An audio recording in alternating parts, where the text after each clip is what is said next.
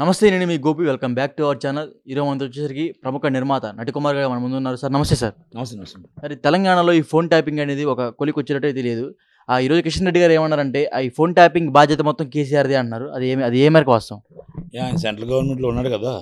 ఇంతకుముందు సెంట్రల్ గవర్నమెంట్లో ఉంటేప్పుడు phone tapping జరిగేటప్పుడు ఇంటెలిజెన్స్ రిపోర్ట్ రాదా, ఇంటెలిజెన్స్ రిపోర్ట్ రాదా, ఎవరు ఫోన్ ట్యాపింగ్ జాబ్ చేసిన సెంట్రల్ గవర్నమెంట్లో మినిస్టర్గా ఉన్నప్పుడు ఆ మాత్రం తెలియదా? అంటే మీ ఇద్దరు కలిసికట్టుగా చేసి కలిసికట్టుగా మాట్లాడి అంత డ్రామాలు ఆడుకుంటూ ఇప్పుడు కలిసికట్టుగా పోటీ చేస్తూ కలిసికట్టుగా డైరెక్ట్గా ఇండైరెక్ట్గా మీరు పోటీ చేస్తూ ఈరోజు మీరు కేసీఆర్ గారి బాధ్యత అంటే ఎలక్షన్స్ ఉంటాయి. ఇది 5 సంవత్సరాలు మీరు ఉన్నారు కదా. మేరుగడ్డ డ్యామ్ కుంగిపోయిందన్నారు, మీరు కేసు పెట్టారా? వాళ్ళ మీద మొత్తం టోటల్ 1,00,000 కోట్లు కుంభకోణం అన్నారు, మీరు ఏమైనా కేసు పెట్టారా? సిబిఐ విచారణ జరిపించమన్నారా? ఏ రోజున సెంట్రల్ గవర్నమెంట్ 5 సంవత్సరాలు మీరు వాళ్ళకి సపోర్ట్ చేయకుండా ఉంటే మీరు కేసులు పెట్టి ఉండాలి కదా. మరి కిషన్ రెడ్డి గారు ఇప్పుడు ఎందుకు ముసలి కన్నీరు కాలుస్తున్నారు? ఈరోజు కేసీఆర్ గారు తప్పు. ఇప్పుడు కవిత గారిని అరెస్ట్ చేశారంటే కవిత గారిని అరెస్ట్ చేయడం, కేజ్రీవాల్ గారిని అరెస్ట్ చేయాలి. కేజ్రీవాల్ గారిని మొత్తం టోటల్గా లోన్ ఇస్తే ఒక 100 సీట్లు మేము గెలవచ్చు, 100 సీట్లు పైన గెలవచ్చు అనే ఉద్దేశంతో ఇక్కడ మొత్తం వేశారు, అక్కడ కేజ్రీవాల్ని అరెస్ట్ చేశారు. అంతే కదా. మీరు దాంట్లో మరి ఏదో కొత్తగా మీరు చెప్పినట్టు ఉంటుంది. కవిత గారిని ఆల్రెడీ మీకు ఇంకా 10-15 రోజులు వదిలేస్తారేమో. ఇప్పుడు బీజేపీ టీఆర్ఎస్ కలిసి పనిచేస్తున్నాయంటారా? డైరెక్ట్గా ఇండైరెక్ట్గా బీజేపీకి ఎప్పుడు సపోర్ట్గానే టీఆర్ఎస్ ఉంది. ఇది వాస్తవం. కాంగ్రెస్కి ఏనాడు సపోర్ట్ లేదు. ప్రజాకూటమి ఇండియా కూటమిలో ఏ రోజు లేదు. కనుక అలాంటప్పుడు మొఖాలని చిత్తశుద్ధి ఉండి నిజంగా నరేంద్ర మోడీ గారు వచ్చి ఎలక్షన్ అప్పుడు చెప్పే బదులు అంత సిన్సియర్ అండ్ ఆనెస్ట్ అంటారు కదా నరేంద్ర మోడీ గారిని, చాలా గొప్ప వ్యక్తి అని చెప్తారు కదా. దేశానికే మనం ఇంకొక తలమాలకు అనుకుంటాం కదా. అలాంటి వ్యక్తి వచ్చి నన్ను పార్టీలోకి మాకు ఎన్డీఏలో తీసుకోండి, మాకు మా అబ్బాయిని సీఎం చేయండి అని అడిగారు అని అంటున్నారు. ఆయన చేసిన తప్పులు మేము కుటుంబ పాలన ఇవ్వము అంటారు. మీరు మొత్తం టోటల్గా ఇన్ని కుంభకోణాలు జరిగాయి అంటారు. మీరు చిత్తశుద్ధితో మీరు సిబిఐ ఎంక్వైరీ మీరు ఎందుకు వేయలేదు? మీరు ఇంటెలిజెన్స్లో మీకు ఆటోమేటిక్గా మీ సంతోష్ గారి మీద కానీ ఇలా మీద కానీ ఆల్రెడీ ట్యాపింగ్ జరిగిందని పట్టుకున్నప్పుడు ఆ ట్యాపింగ్లో మీకు ఆల్రెడీ మీకు రిపోర్ట్ ఉంటుంది. సెంట్రల్ గవర్నమెంట్ కంపల్సరీ రిపోర్ట్ ఉంటుంది. పలానా ఫోన్ ట్రాప్ అవుతున్నాయి అనేది వాళ్ళకి అజ్ఞాత పరిజ్ఞానం ఉంటుంది కాబట్టి వాళ్ళ దగ్గర ఉంటాయి. ఎవరి దగ్గర ఉండకపోవచ్చు. సెంట్రల్ గవర్నమెంట్ మరి ఆ రోజు కేసు ఎందుకు రిజిస్టర్ చేయలేదు? ఆ రోజు మేడిగడ్డ కుంగిపోతుందని చెప్పేసి కేసు రిజిస్టర్ చేయలేదు. 1,00,000 కోట్ల కుంభకోణం జరిగిందంటే అప్పుడు కాళేశ్వరం మీద ఎందుకు కేసు రిజిస్టర్ చేయలేదు? చాలా మొత్తం కేటీఆర్ గారు ఎన్నో అరాచకాలు చేశారంటే కేసు ఎందుకు రిజిస్టర్ చేయలేదు? మరి అలాగే చాలా అరాచకాలు ఉంటప్పుడు ఒక్కనాడైనా సెంట్రల్ గవర్నమెంట్ మీద ఎంక్వైరీ రిపోర్ట్ చేసిందా? ఒక్కనాడైనా సరే ఒక ఐపీఎస్తో రిపోర్ట్ చేసిందా? మీరు ఒక్కనాడైనా సిబిఐ విచారణ జరిపించారా? ఈటీ విచారణ జరిపించారా? ఇవన్నీ మనం ఆలోచించుకోవాలి. ఈరోజు కిషన్ రెడ్డి గారు వచ్చి అది అంత తప్పు కేసీఆర్ది అంటే రేవంత్ రెడ్డి గారు వచ్చి మీకు రేవంత్ రెడ్డి గారు ఆ రోజు చెప్పారు, ప్రభాకర్ గారు నా ఫోన్ ట్యాప్ చేశారు, మా నాయకులు ఫోన్ ట్యాప్ చేశారు, మమ్మల్ని రోడ్డు మీదకి లాగుతున్నారు, మొత్తం అన్నీ కూడా మీరు తెలుసుకుంటున్నారు సీక్రెట్గా, ఇది ఎల్లకాలం ఉండదు, మేము వచ్చిన వెంటనే మీకోసం మొత్తం పసిగడతాం. ఆ రోజు నుంచి ఆయన పకడ్బందీగా ప్లాన్ చేసి ఆయన ఎవరెవరు ఎక్కడెక్కడ చేశారు, ఎక్కడెక్కడి నుంచి చేశారు, ఎవరు చేస్తున్నారు, ఎలా చేస్తున్నారు, ఎవరికి ఎలా ముడుతున్నాయి, ఎవరు ఎలా వెళ్ళాలనుకుంటున్నారు, ఈ పోలీస్ డిపార్ట్మెంట్లో ఎవరు ఎలా చేస్తున్నారు, ఎవరు ఎలా సపోర్ట్ చేస్తున్నారు, అన్నీ రేవంత్ రెడ్డి గారు తీసుకొని వచ్చిన 100 రోజులని ఫోన్ ట్యాపింగ్ పట్టారు. పడితే ఈరోజు వచ్చి మీరు ఆయన దొంగ అంటే దాంట్లో మీ భాగస్వామ్యం ఉండాలి బీజేపీకి. లేకపోతే మీరు కేసు పెట్టి ఉండాలి. కేసు పెట్టలేదు కాబట్టి మీరు కూడా భాగస్వామ్యం ఉంది. మీకు కూడా సపోర్ట్ చేశారు.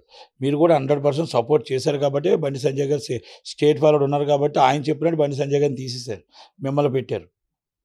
బండి సంజయ్ గారు స్టేట్ ఫార్వర్డ్గా ఫైట్ చేస్తున్నాడు, ఆయన తీసేశారు, మిమ్మల్ని పెట్టారు. ఇవన్నీ మనం లాలోచి రాజకీయాలు అంటాం. మీరు గత 30 సంవత్సరాల నుంచి మీ బీజేపీ 3 సీట్ల కంటే ఎందుకు పెరగలేదు? 30 సంవత్సరాల నుంచి ఒక ఎంపీ సీటు కంటే ఎందుకు పెరగలేదు? అది ఆలోచించే కదా అమిత్ షా గారు, మీకే కదా అందరితో పాటు మీరు ఎందుకు పెరగట్లేదు? వాళ్ళతో అధికార పార్టీతో ఆలోచన పడుతున్నారు. అందుకే కొత్త రక్తం కావాలి, పాత రక్తం వద్దని చెప్పి అందుకే దత్తాత్రేయ గారిని గవర్నర్ చేశారు, విజయసాగర్ గారిని గవర్నర్ చేశారు. అలాగే మొత్తం పాత వాళ్ళందరినీ కొంచెం దూరం పెట్టి కొత్త వాళ్ళకి ఛాన్స్ ఇద్దామని అందరికీ తీసుకొచ్చి ఒక యువకుడైనా ఒక చిన్న కార్పొరేటర్ స్థాయి ఉన్న వ్యక్తిని తీసుకొచ్చి ఎమ్మెల్యే చేశారు. ఎమ్మెల్యేకి నిల్చున్నారు, ఆ తర్వాత ఎంపీ చేశాడు, ఎంపీ తీసి రాష్ట్ర అధ్యక్షుని చేశారు. కనుక ఇవన్నీ మన అంతరాత్మకు తెలుసుకోగలగాలి. మనం చేసినవి కరెక్ట్గా చేయలేదు. మందకృష్ణ మాదిగ గారు చెప్తారు, ఏమంటారు, మోడీ గారు చాలా గొప్ప వ్యక్తి. ఎస్, గొప్ప వ్యక్తి. 90 నుంచి మీరు మరి మాదిగ ఉద్యమం దండోరా ఉద్యమం చేస్తున్నారు. మీకు ఎంఆర్పిఎస్ కోసం మీరు ఆల్రెడీ సుప్రీంకోర్టులో జడ్జిమెంట్లు ఉన్నాయి, సుప్రీంకోర్టులో ఫైలింగ్లు అవుతున్నాయి. ఇవన్నీ ఉన్నాయి. ఈరోజు ఎంక్వైరీ రిపోర్ట్ వేశారు. ఆ ఎంక్వైరీ రిపోర్ట్ ఈ ఎలక్షన్స్ లోపల, ఆఫ్టర్ ఎలక్షన్ మీరు కంపల్సరీ నమ్ముతున్నారా సెప్టెంబర్ లోపల మీ ఎంఆర్పిఎస్ మీ వర్గీకరణ అయిపోద్దని? ఇది 90 నుంచి మీకు చాలామంది చెప్తున్న వాగ్దానాలే. ఒక్కసారి ఆలోచించండి మీరు పెద్దలు. మీరు నాకు బాగా కావాల్సిన వ్యక్తి. మీ ఉద్యమం అంటే నాకు ఇష్టం బాగా, మీరంటే బాగా ఇష్టం నాకు. కనుక మీరు మా కిషన్ రెడ్డి గారు క్లోజ్ ఫ్రెండ్స్, మీరు క్లోజ్ ఫ్రెండు. బీజేపీకి సపోర్ట్ చేయమని తప్పులేదు, సపోర్ట్ చేస్తూ తప్పులేదు. అక్కడ చంద్రబాబు నాయుడు గారు సపోర్ట్ చేయడంలో తప్పులేదు. కానీ మీ ఉద్యమాన్ని మీరు సాధించుకోండి. మీ బిడ్డల కోసం మీ ఉద్యోగాలు తెచ్చుకోండి. మీ వర్గీకరణ చేయించుకోండి. మీ వర్గీకరణ అయిపోతే మీరు మిమ్మల్ని దేవుడిగా చూస్తారు. వర్గీకరణ ఉన్నంత వరకు మిమ్మల్ని మా నాయకుడిగానే చూస్తారు. మీ వర్గీకరణ మీరు తేగలిగితే దేవుడి కింద చూస్తారు. ఈరోజు తెలంగాణ తెచ్చారు. తెలంగాణ తెచ్చింది కేసీఆర్ గారు కాదు. తెలంగాణ ఇచ్చింది సోనియమ్మ, తెచ్చింది కేసీఆర్ గారు. అంటే ఇచ్చింది, ఆమె ఇవ్వాలనుకుంది జోబులోంచి కాబట్టి ఇచ్చింది. కనుక ఎంతోమంది శిష్యుని నుంచి చేస్తున్నారు. కనుక అలాగే మనం కాంగ్రెస్ పార్టీ ఇచ్చింది, కేసీఆర్ గారు తెచ్చారు. దాంట్లో నో డౌట్. ఆయన మనం అభిమానించాల్సిందే. కనుక అది అలాగే మనం మందకృష్ణ మా దగ్గర అవ్వచ్చు. బీజేపీ అనేది వాళ్ళకి ఇద్దరికి డమ్మీలు పెట్టారు. బీజేపీ అక్కడ క్యాండిడేట్ ఉన్నారు, ఇక్కడ బీజేపీ డమ్మీ పెట్టారు. మీరు ఒక్కసారి అన్నీ చూసుకోండి. ఎంపీ సీట్లు ఎన్ని గెలుస్తారు, ఎన్ని వస్తాయో. అలాగే కాంగ్రెస్ పార్టీకి ఎన్ని వస్తాయని కాదు, కాంగ్రెస్ పార్టీ పాలన కూడా కరెక్ట్గా చెయ్యాలి. కేసీఆర్ గారు ఈరోజు ఫోన్ ట్యాపింగ్ చేయడం అనేది తప్పు.